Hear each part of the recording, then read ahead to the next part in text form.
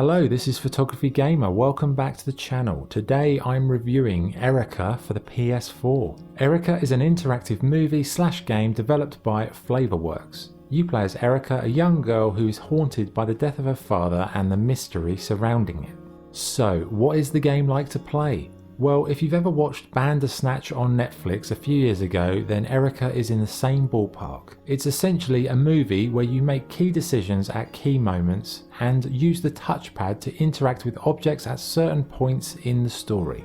The story unfolds as you watch the scenes, then you make your choice and move on. The use of the touchpad is a nice inclusion, but it does get very tedious, like if your character turns on a tap you have to rotate it. It's hardly innovative gameplay.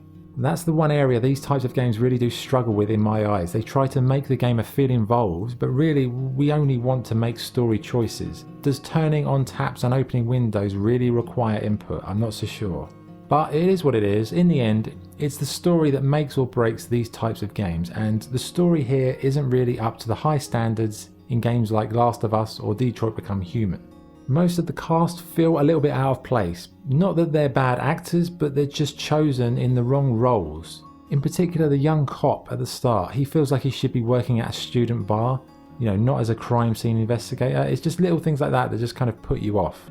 Visually, it's more of a movie than a game, so graphics aren't really a factor, but they did a very good job with the transitions between live action and the interactive moments. And I'd say the cinematography and the lighting, it's all very nicely shot. It's nice to look at.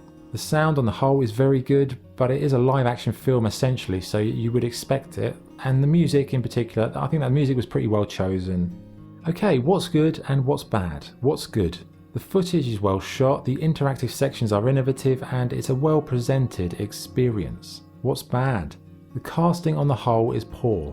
The script lacks any real depth, the story never really gets going, and it feels like it needs a kick up the backside. It's quite a flat experience, and it's one of the most tedious sort of story-driven games that I've played so far.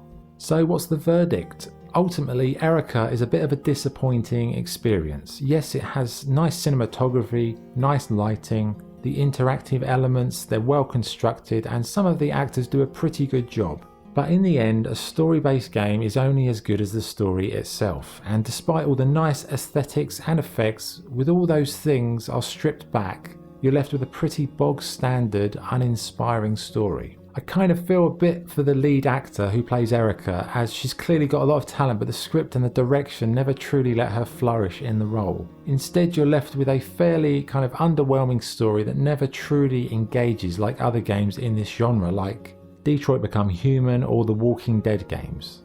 So with all that being said, my score for Erica is 6 out of 10. Okay, that was the review. Thank you for watching. If you enjoyed the video, please like and subscribe. This is Photography Gamer, signing off. Thank you.